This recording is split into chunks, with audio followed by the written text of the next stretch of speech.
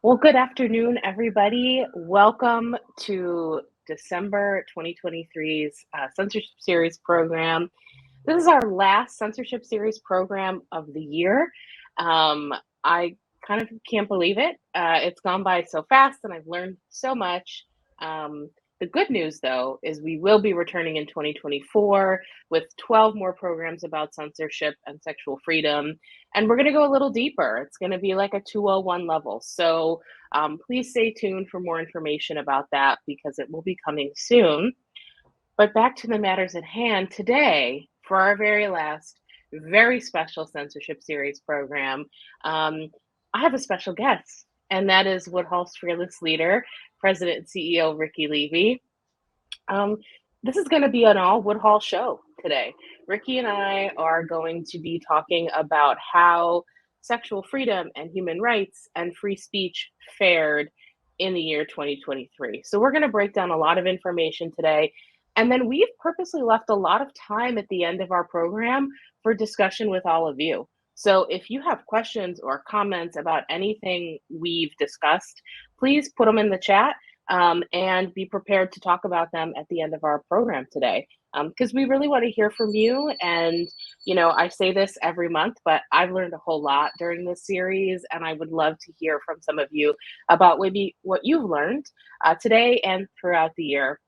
Also, this program is free to attend. We always have American Sign Language interpretation. This goes on YouTube for you to watch at your leisure, but it is not free to produce. So if you've enjoyed this series, if this series has inspired you, or you've learned something, please head over to woodhullfoundation.org/donate and make a donation to support the ongoing creation of censorship series programs. So with that being said, welcome, Ricky. I'm glad to have you here. Thanks, Mandy. It's great to be here.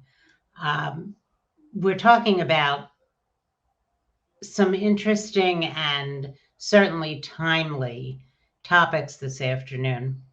I find it interesting that in 2003, Woodhull submitted congressional testimony on pornography and how it was not harmful as it was being portrayed.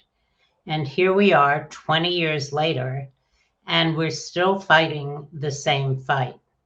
But I think that we're fighting on a different playing field.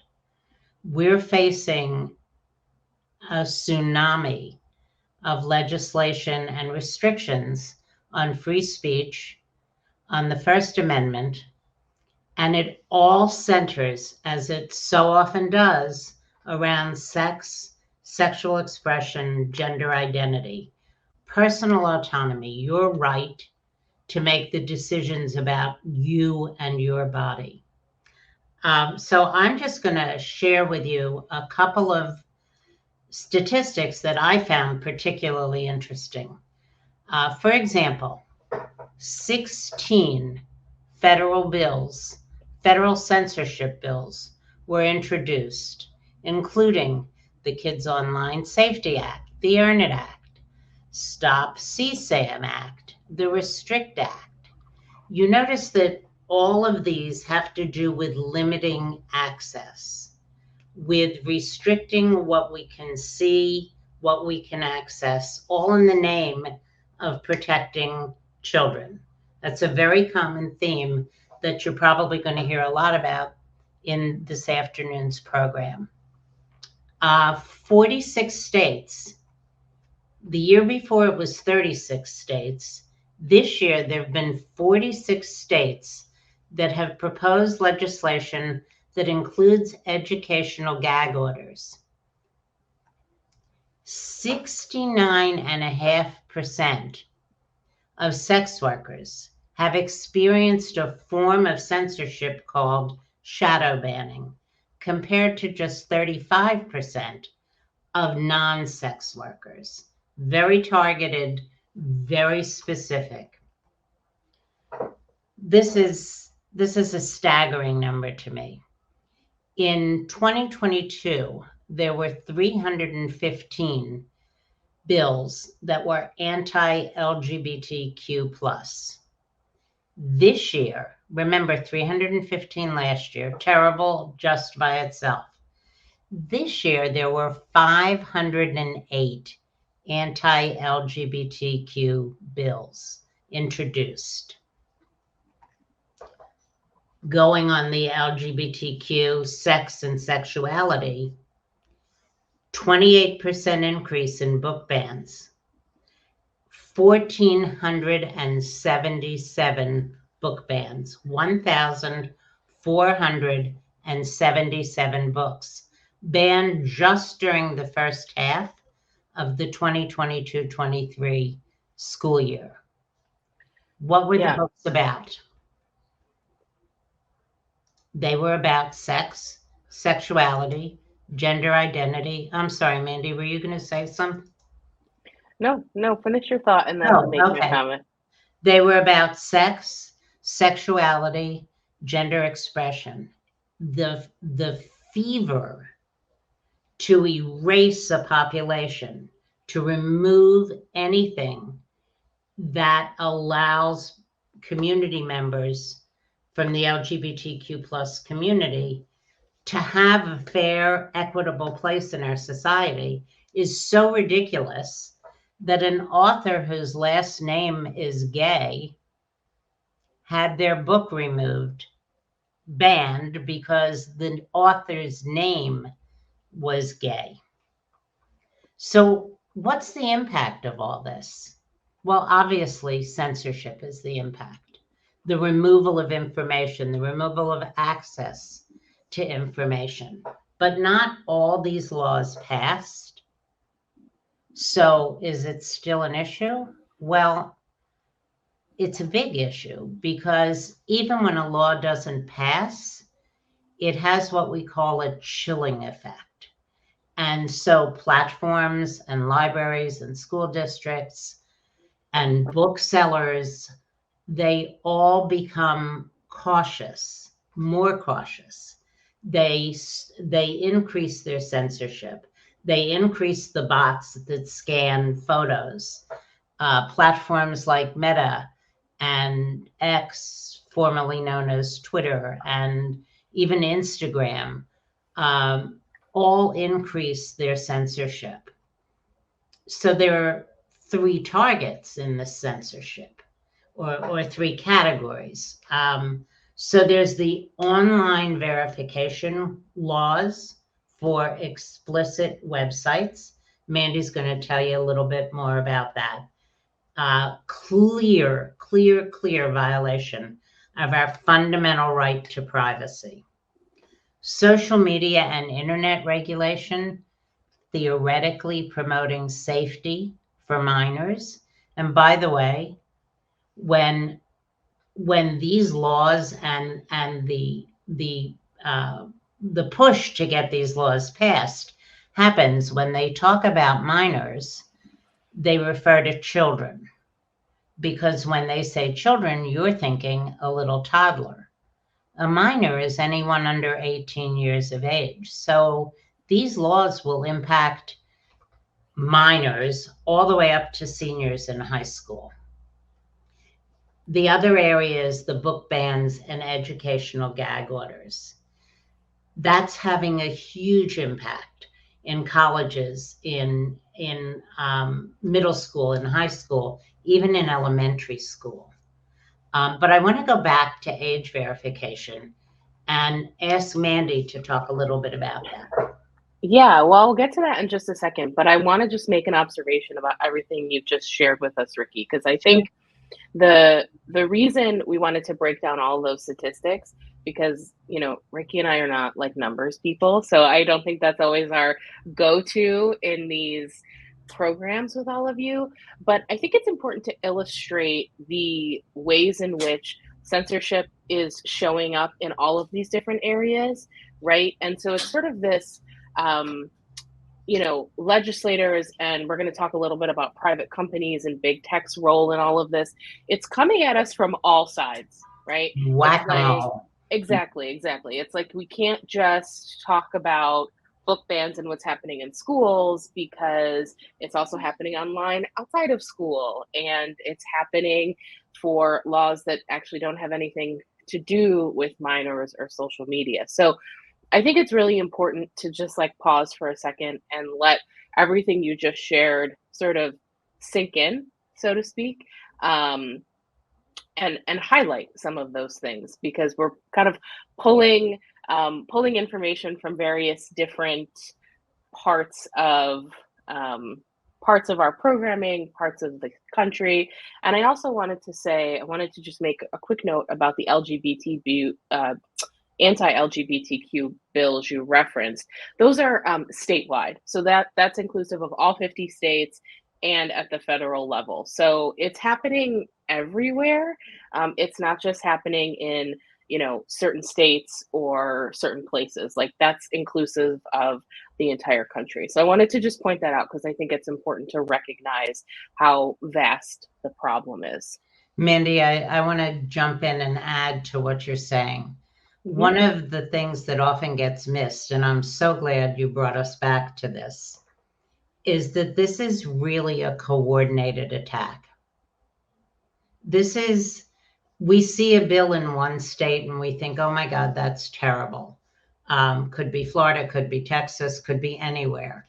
What we don't see when the bill in, let's say Florida, the bill in Florida gets a whole lot of attention, what we don't see is the copycat bills being passed or proposed all across the country. It's almost like Florida and Texas are test states for some draconian future that's moving forward like a juggernaut. Wow, those were two really big words I threw in there. Yeah, I know. You're throwing the 50-cent words at us today. I know. Yeah, so excellent point. And so yeah, I'll bring it back to the question you posed to me about age verification laws, and we'll bring it to the state level and talk a little bit more about that. All right. So these age verification laws popped up for the first time in 2022. Louisiana was the first state to pass these kind of laws. And essentially what they are is they want to make consumers provide age verification before they are able to access a website with explicit content. So that on its face does not sound all that terrible, right? You have to provide proof of ID when you go to buy alcohol or cigarettes, right? Like, that's sort of a normal practice in the United States.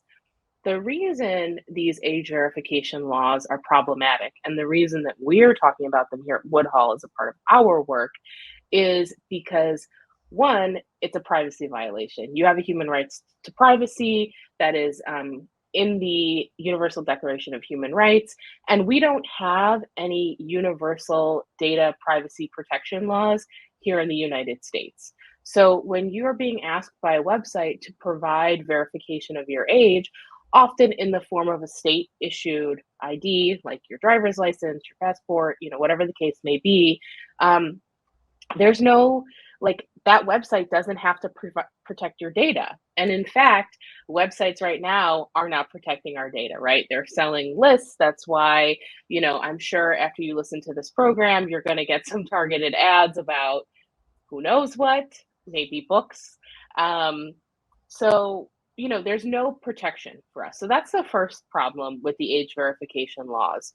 The second problem is the way in which our politicians are sort of marketing them to us.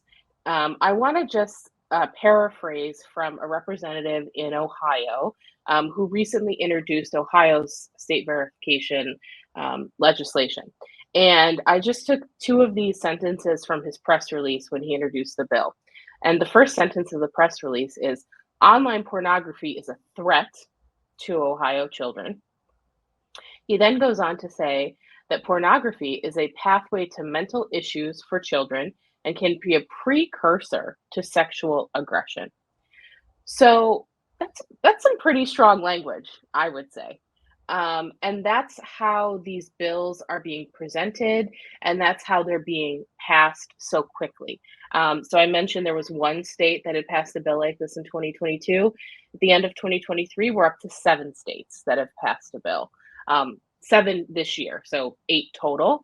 And there's a number of states that are considering bills like this. So there are active lawsuits against these bills in a couple different states. So far, nothing's been fully overturned. And like I said, there are still other states continuing to consider them. So problematic, to say the least. Wouldn't you say, Ricky? I would, and I wanted to make a point about a difference between going in to buy alcohol or cigarettes. And that is that when you present your license to prove your age, they don't take a picture of it. It doesn't become part of a database. The government doesn't know that you went in to buy alcohol or cigarettes. When you have to provide identification and upload it into the cloud, you don't know where it's going. And if it's the government, you don't know, even if it isn't the government, whoever it is, you don't know who's tracking everything that happens on your computer. It's not just about protecting children. No one at Woodhull would stand opposed to anything that protects children. It But actually protects that children. actually protects them. But Yeah. these laws are just draconian. Um, uh, uh, I forget what it's called, the optical scan, facial recognition. These are all real life options that are being considered and potentially will almost certainly end up being mandated. They were just mandated in the UK, although they're having a lot of trouble enforcing that. But I read this morning that I think it's a senator who proposed a bill wants to make someone who defeats the age verification system to make that a felony offense. Yep. Yeah, the So, Ohio bill that I referenced, the state representative, there is a part of it that actually gives minors that access this content a charge. It's not a felony. The word is escaping me right now, just below a felony, a misdemeanor, I think. But in my mind, giving a minor a criminal record is kind of like the exact opposite of keeping them safe. So I'm not really following the logic in, that these politicians are using to create some of these stricter bills, for sure. but So, Mandy, don't you think that this ties in as another form of censorship? well, certainly, because one, it puts the onus on the website to have to provide this service.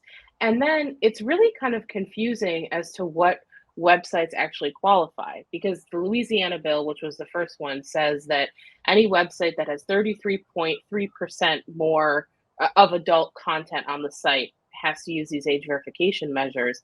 But what is adult content, right? I am concerned that in some of the more conservative states in the United States, content about transgender identity could be considered harmful or explicit, or discussion of abortion, right? Like these are things that there are a lot of politicians out there do consider harmful. Just this week, Speaker of the House Mike Johnson released a fundraising email in which he talked about how 1 in 4 high school students identifies as something other than straight, and he used words like really terrible words to talk about this, and how that's very problematic, and he was very like fear mongering in his email. And so my thought is, well, what about a website like the Trevor Project that provides resources to LGBTQ youth? Are you going to tell me that that's now explicit, or harmful, and that actually ties into the law I was going to talk about next, which is the federal law, the Kids Online Safety Act, which if you've come to any of our programs this year, or you've even paid attention just a tiny bit, you've heard us talking about the Kids Online Safety Act, because we're not fans. And the Kids Online Safety Act has a duty of care provision that says that a state's attorney general can decide what is harmful content that needs to not be on a website and can enforce that in their state. I mean, there's a couple problems with this. One, the internet is not regulated by states, right? I mean, I can, I don't cross the state line and my internet is different. So that's like the first problem. But the second problem is just what I was speaking about. If you're going to give one individual the power to decide what's harmful or what's not harmful, the internet's going to start to look radically different, right? It's going to start to look probably like our electoral map, which is kind of scary. Yeah. So I have good news about the Kids Online Safety Act, and that is that Senator Cantwell, who is on the committee where that act sits, has stated that she's not going to try and fast track it this session, which is good. That's what we were really concerned was going to happen, is that they were going to try and push through a vote in these last weeks of the year. However, one of the sponsors of the bill, Senator Blumenthal from Connecticut, who has really been like quite the crusader for this piece of legislation, has promised to really push it in January. So we can't give up. It sounds like it will be reintroduced, and there's a lot of pressure to pass this bill. So I think it's important to keep the pressure up. I'm going to throw a link in the chat to our tool to write your senators against GOSA. It'll take you 2 seconds. We've already written the letter for you. And just keep up the pressure and keep highlighting why this bill is so problematic, particularly this, in this time period when we've got so much divisiveness going on all over the place. Did I answer your question, Ricky? I kind of just went off on a tangent there. That's okay. I thought we weren't tangenting today. It was fine. Yeah, so the last piece of legislative area where we've seen censorship that Ricky mentioned is those educational gag orders and the book bans. So book bans have continued to run rampant this year. The good news is during the election this year, we saw a lot of the far-right candidates that ran on platforms of book banning and were endorsed by groups like Moms for Liberty lose. That was really, really encouraging to see. So I think we're starting to see that that trend change a little bit, which I think is really good. We've also seen an uptick in lawsuits against states that have passed legislation that bans books. You're going to see those lawsuits more at like the district level. But a lot of the big publishers have gotten involved. A lot of really well-known authors like Jodi Picoult have come out against book bans. So I think that's really encouraging to see. So the other part I want to focus on this is the educational gag order side of things. So, examples of this are pieces of legislation that tell public institutions what they can or cannot teach on their campus. And so one of the bills or laws, it's not a bill anymore, that I like to talk about is Idaho's No Public Funds for Abortion Act. Now, the reason this has censorship impacts is because it says that no institution that receives public funding, like a large state university, can do anything that encourages abortion. And so we saw this in action last spring. There was an art exhibit that focused on experiences of women with healthcare, I think was sort of the broad topic. And a couple of the exhibits or pieces of art spoke about people's not really like experiences of abortion, but there was an embroidery piece, and it was a photo embroidered of mifepristone, which is the abortion pill. And the university administration asked them to remove several pieces from the show because they felt it would be in direct violation of this act. There was also a number of university professors who've reported they felt like they had to change their curriculum. There were topics they couldn't talk about because of this act. So, good news is the ACLU is suing. And so hopefully we will see parts of this legislation overturned. But I think it's a really good example of the intersection of censorship and reproductive justice, right? And like, here's an area where those two factions of activists could really come together and defeat something that is problematic in a number of different ways, problematic and dangerous in a number of different ways. So that's a very broad sort of bird's eye view of the legislation we've been following this year. But I think what I would also like to talk about is what's been happening in the courts, because there's been some interesting, hopeful things happening there. Right, Ricky? I think so, yes. And I'm thinking about that censorship of the art exhibit.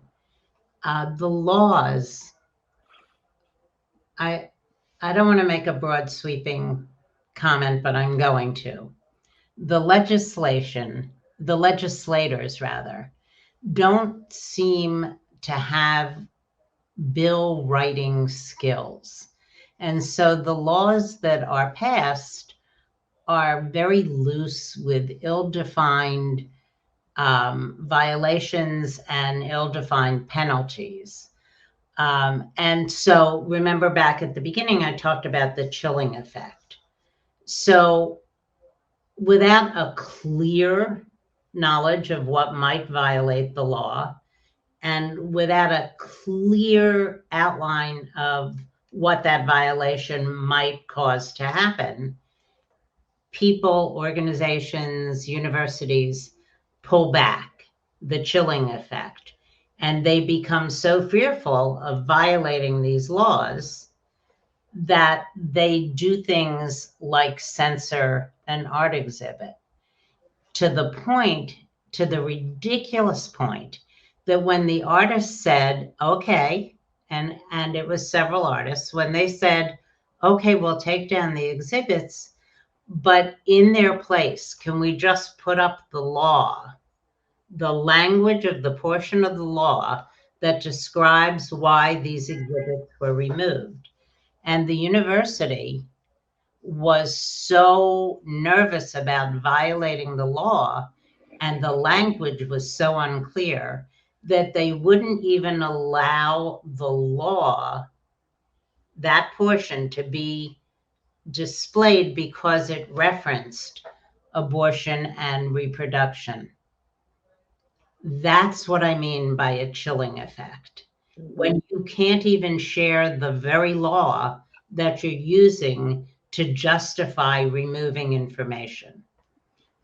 So we had that with our long-running lawsuit challenging FOSTA, Woodhull Freedom Foundation versus the United States of America. That was a 6-year battle. And in the end, I don't want to say we lost. I'll say we won by losing. We didn't really get what we wanted. The court found against us, and in fact cited FOSTA in another judicial decision from the Supreme Court that led us to make a determination not to go further after the decision came down. But what they did do, the justices rewrote the law because the language was so vague and sloppy. It would have just destroyed so much vital speech. So we won because the law got rewritten to be better defined and to have a clearer statement of what the violations would be. We lost, and that's a shame because FOSTA is an unconstitutional piece of legislation. And there's so much in it. You've heard about it, I'm sure, for the 6 years that we were in the courts. But one of the most ridiculous things in the law, and it's still there, by the way, says that if you did something that's illegal now because of FOSTA, but you did it before FOSTA passed, you are now by law liable for whatever you did, even though it was legal when you did it. That's against our Constitution. That violates everything. But it's in that law, and that law is on the books.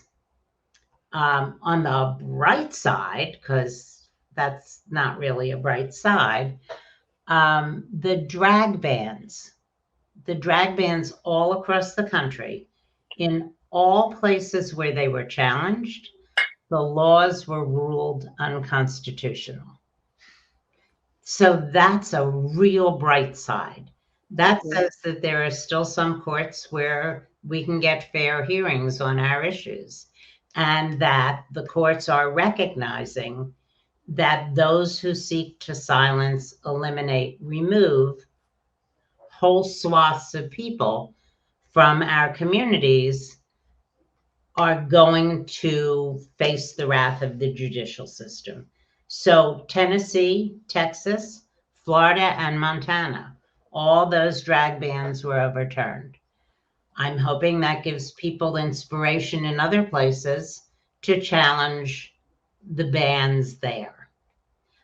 So that's kind of an update of the courts. There's lots more. We were part of several amicus briefs, friend of the court briefs, challenging laws and decisions. You can read about all of those on our website. But I think that the courts are realizing that the legislation has just gone too far. Certainly, I think, as Mandy referenced in the last election, we see that people are responding in a way that the far right didn't anticipate. Well, I think that the courts are, in some of these cases, doing what they're supposed to do, which is check bad legislation, right? The system Right. in these instances is working the way in which we want it to work. And that's not to say it's working that way for all issues, because there's certainly court decisions this year that were not great. But in terms of the drag ban legislation, I think we did have some victories.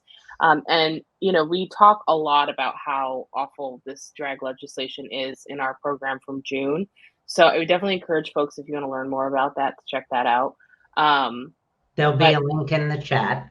Yes, but I think, we got to take our wins where we can take them. Yep. And this was definitely one of them. So Mandy, I don't think this conversation will be complete. Well, it's not going to be complete no matter what, because there's so much to talk about. But big tech, we haven't touched on big tech very much at all. How about share a little bit about what's going on with big tech, if you would? Yeah, so interesting things are happening because our politicians are vilifying big tech at every chance they get, right? To, force their legislation. But, big tech is not innocent in all of this. And there's been a couple significant things that some of these private companies have done this year that have been really unfortunate and problematic, and definitely fall in that censorship category. So in April, I think it's called Imgur. They are the company that generates a lot of the GIFs that go on Reddit, and they announced that they were going to remove all not safe for work content, which is really problematic because a lot of those GIFs were used particularly on Reddit. And a lot of them were NSFW. So that was really, really unfortunate, because this was just a private company's decision to remove that explicit content. Nobody told them they had to do it. But I think I read something like 80% of the GIFs that are on Reddit were hosted on Imgur. So really, really unfortunate, and definitely caused, I would say, a mass removal of not safe for work content on the internet, particularly on Reddit. So that's in April. In October, I feel like we have to talk about Twitter, well, X now, a little bit because it's been such a roller coaster. Twitter used to be a platform where um, sex workers and activists and reporters, it was a great tool for people. And it was a platform where explicit content could exist. And you didn't have as much of this like shadow banning or wholesale deleting of accounts that you see on Meta's platforms, Facebook and Instagram.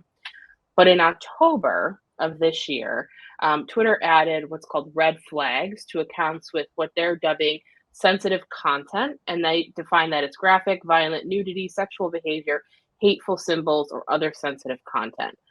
It's problematic, one, because I would argue that nudity and sexual behavior don't really belong in the same category as hateful symbols or violence. But this had a huge impact on the sex worker community on Twitter, particularly, I would say, adult performers who use Twitter to help market their content, right? They've already been driven off Meta, and Reddit is having all these sort of issues, like we just talked about Imgur and some other content moderation issues. And now we have this red flag thing happening on Twitter. And then the last thing that happened just last month is Google disabled its programmable search engine product on adult sites. So what that means is adult sites could use a tool from Google to search.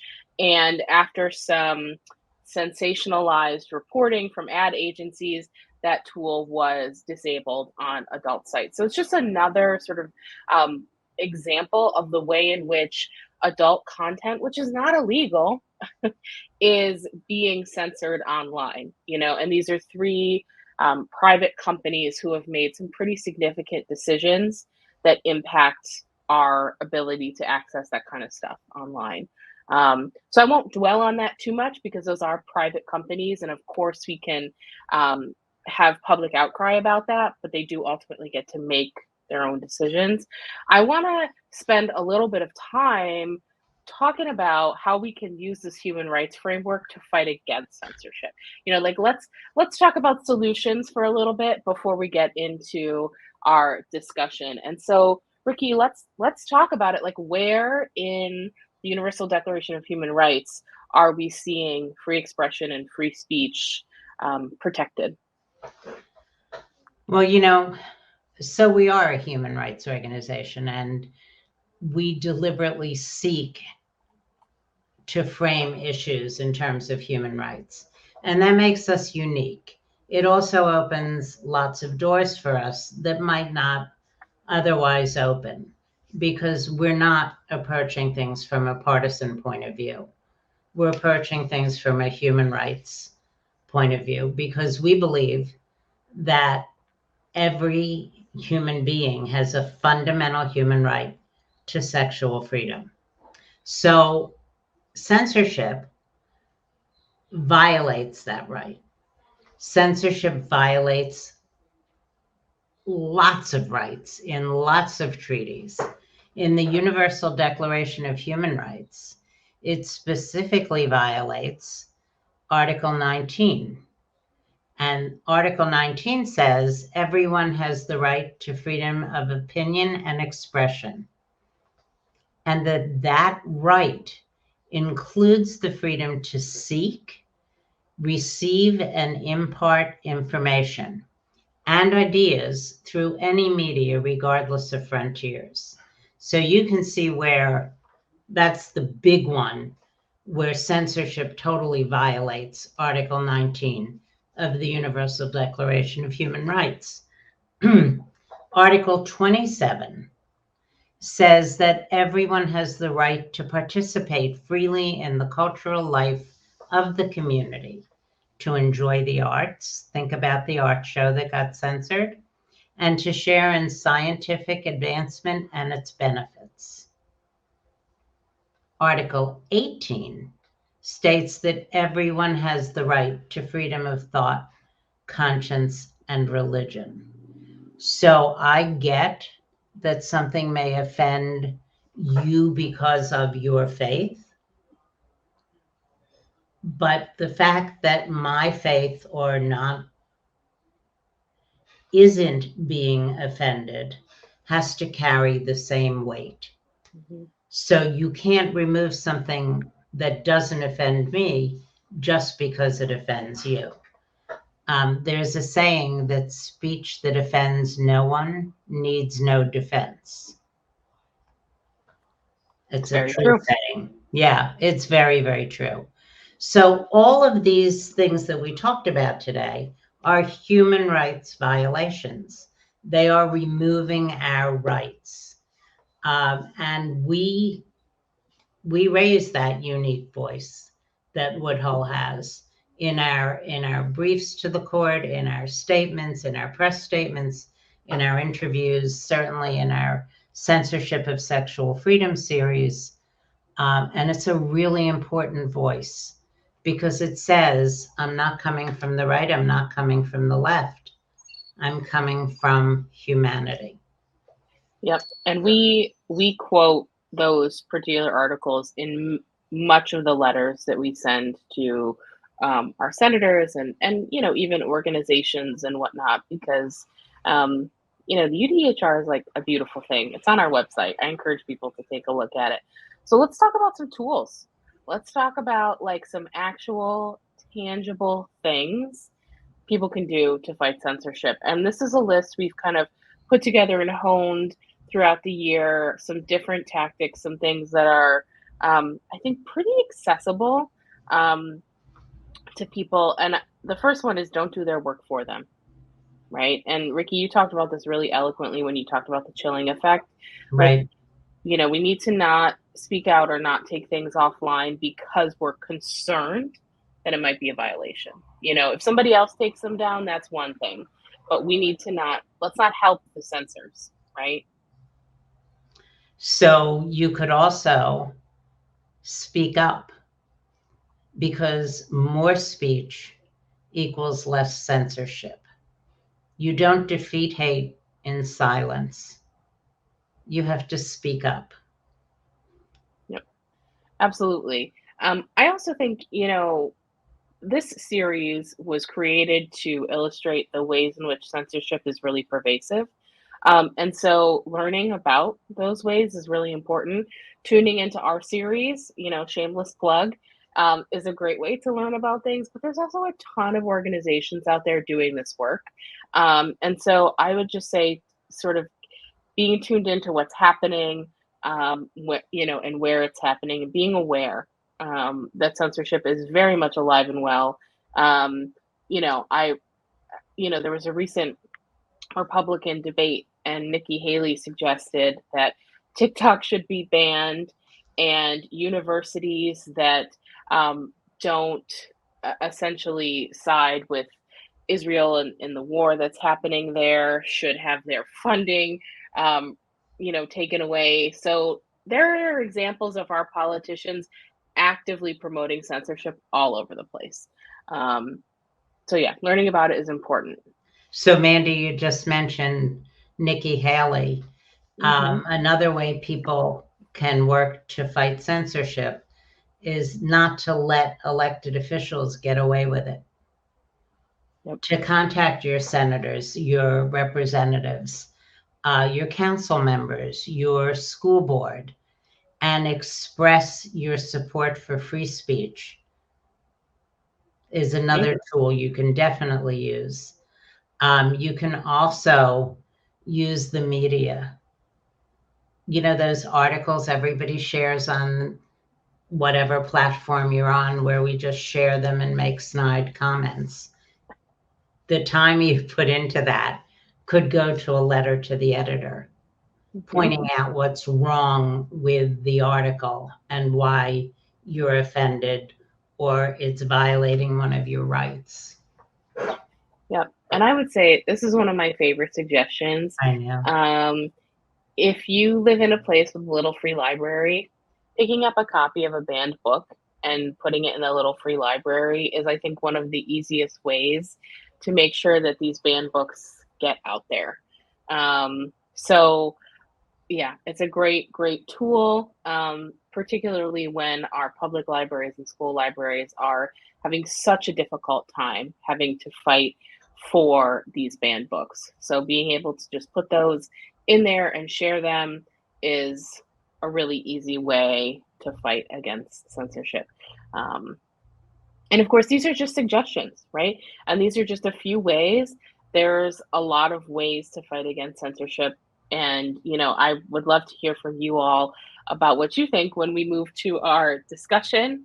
But I hope that these are just some things you sort of keep in your back pocket and think about in terms of defending our free speech. So, let's talk about it. Let's take some questions, and we're anxious to hear from all of you.